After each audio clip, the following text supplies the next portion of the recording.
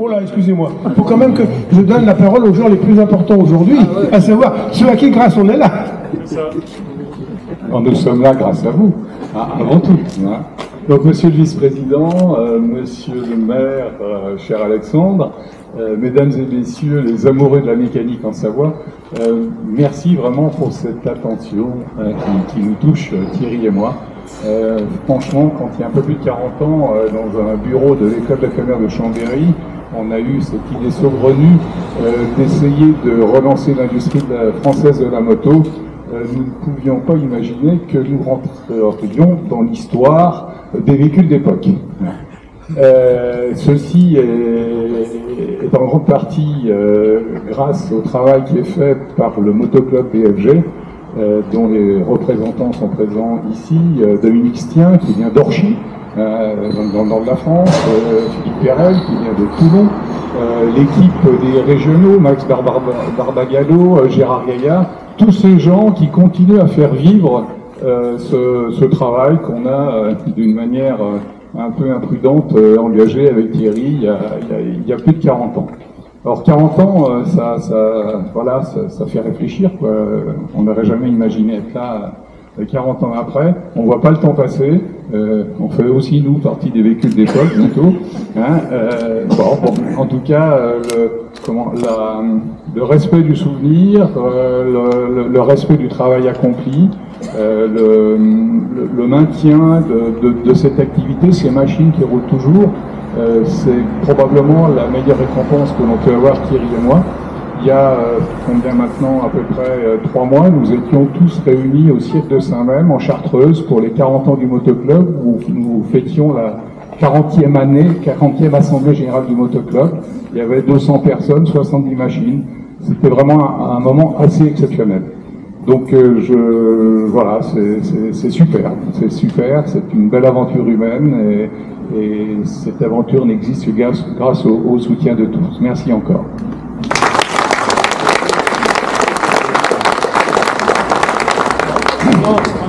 Parler après tous ces beaux mots est un plaisir, un grand honneur, mais c'est un challenge parce que, à part se répéter, on ne peut pas faire grand chose, mais il vaut toujours mieux se répéter que se contredire. Donc je remercie aussi beaucoup le motoclub qui, avec cette belle initiative, fait que nous sommes ici. Comme l'a dit Dominique, il a cité les noms, je ne vais pas recommencer. Je remercie bien sûr la FFVE que je connais pour d'autres véhicules que j'ai, pas la BFG, mais d'autres machines que j'ai dans mon garage. Et puis, mais voilà, la BFG elle n'a pas encore besoin de la FFVE, enfin elle n'en avait pas besoin jusqu'à maintenant, et donc juste quelques mots. Alors j'avais prévu une envolée lyrique dont j'ai le secret, mais à la Martine.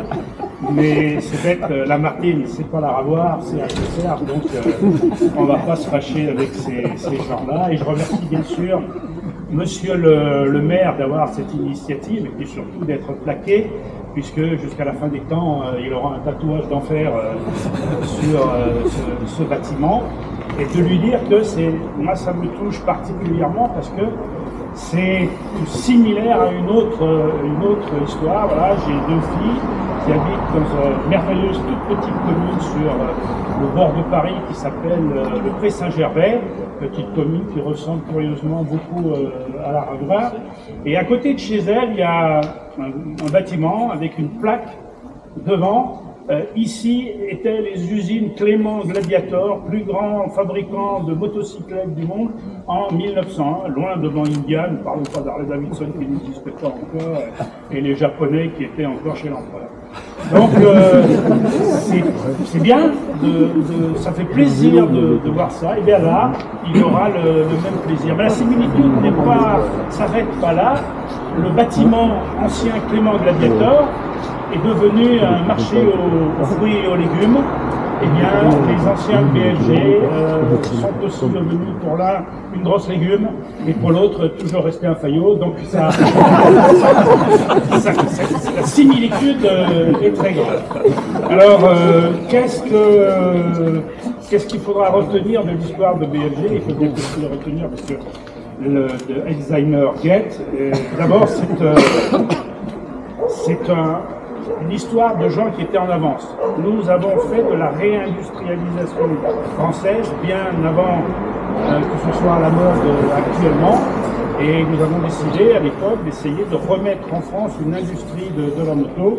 Donc on avait déjà 40 ans d'avance. Ensuite c'était un esprit start-up, alors que start-up n'existait pas encore ni dans le vocabulaire. Nous étions une start-up avec une ambition formidable et comme toutes les start-up, 2 outils, un Opinel et un autre que je ne peux pas parler, il y a des dames. Mais un certain nombre d'individus auront compris de quoi je parle. Ensuite, nous avons fait une immense innovation, innovation économique, en essayant d'inverser la tendance. Les motos européennes disparaissaient, faisaient moins de 10% du marché mondial, même 5% très probablement, et européennes, françaises, il n'y en avait plus. Et nous avons dit que la raison pour laquelle elles souffraient, c'est qu'elles étaient fabriquées en petite quantité, donc elles coûtaient cher, elles ne pouvaient pas se renouveler. Bref, nous avons eu l'idée, c'était ça l'innovation, d'utiliser des pièces fabriquées en très grande série et de les appliquer sur une motocyclette. C'était le cas des pièces venant de l'automobile. Cette idée très en avance a été reprise, sans nous verser de royalties, je dois le dire aujourd'hui, par BMW, qui dans toute la série K a pris des moteurs de la série automobile, par Honda, qui sur la Panaméricaine a pris des morceaux complets de la Civic, etc. Donc ces deux mal élevés n'ont pas reconnu en son temps que nous étions les premiers, mais bon, qu'est-ce qu'on peut attendre des Japonais et des Allemands, je vous le demande.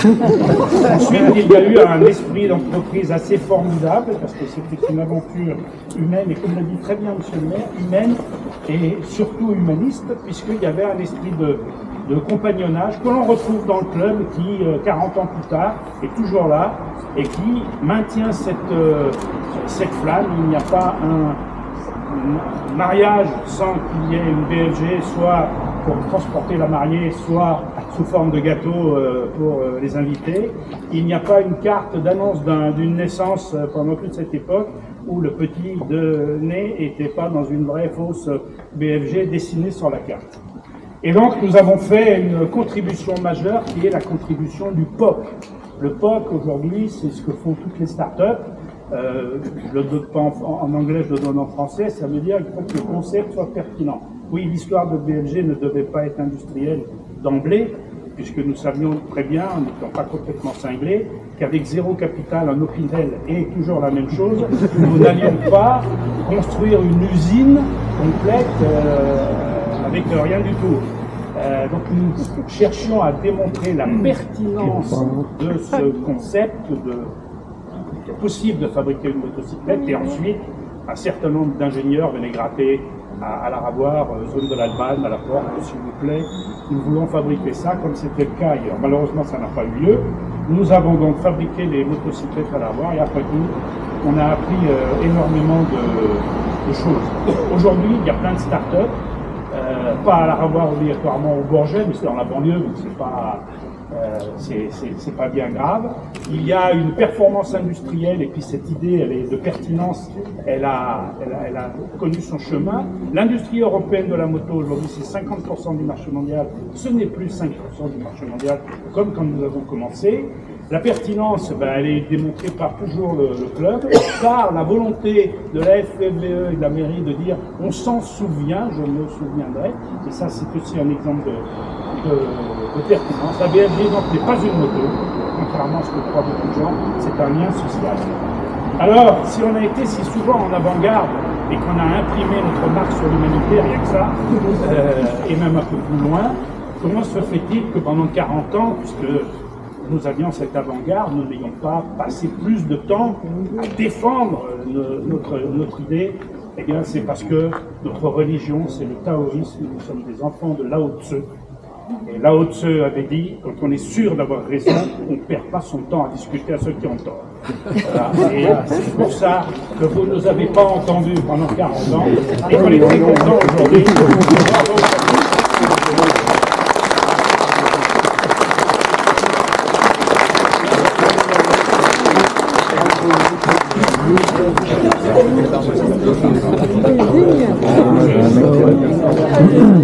On va pouvoir je passer à un autre moment important, c'est... Monsieur le maire, excusez-moi. Ah oui. Je suis membre du club. Ah oui, oui, oui. Je suis membre du club, bon voilà, rien du tout. Mais je voudrais profiter du lieu et du moment pour rendre hommage à quelqu'un qui est ici et qui fait que BFG a tenu 40 ans.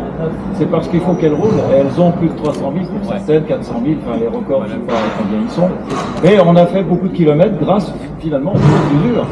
Parce qu'on peut avoir une moto de 82, si on ne sait pas où rénover les pièces, on est mal. Et le club a eu la bonne idée de racheter le stock de pièces. Évidemment, depuis 40 ans, on a refabriqué certaines pièces. En tout cas, aujourd'hui, en dehors du moteur, vous pouvez reconstruire une moto. Même aujourd'hui. Donc, en dehors du moteur, je répète bien. Il y a certaines pièces peut-être un peu absentes, mais on est quasi à 99,5%.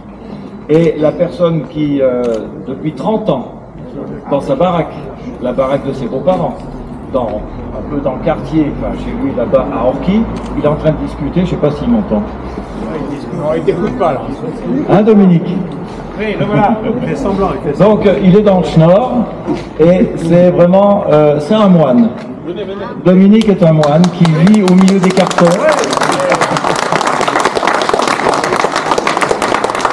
Et donc, on a besoin de 2 pièces à 3 balles, on lui envoie un courrier avec un bon de commande et on reçoit, si on le commande le lundi, on peut même le recevoir le vendredi.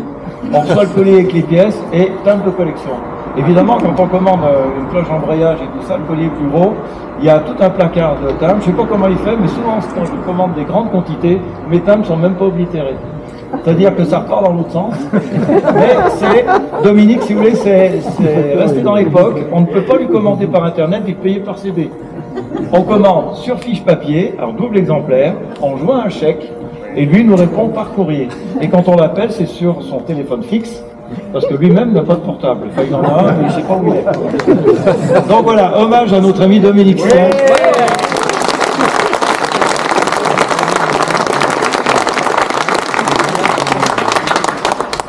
Voilà, c'était tout. C'est très bien. Mais c'était très important. Merci. Du coup, Monsieur le Vice-président, avec les fondateurs, venez. La photo de famille, non, pas mal.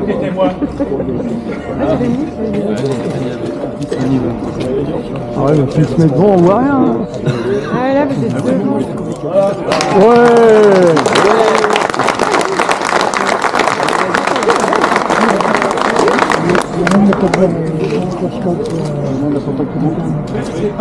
Alors, pour ceux qui ont un téléphone portable, je comprenais que tout le monde ne savait pas où se trouvait. Si vous venez flasher le QR code ici, les FVE sont très modernes. Il a passé où, Dominique? Vous avez une histoire un peu plus complète de BLI. Donc voilà, c'est aussi adapté aux nouvelles générations et bravo pour l'initiative. Merci beaucoup. Merci.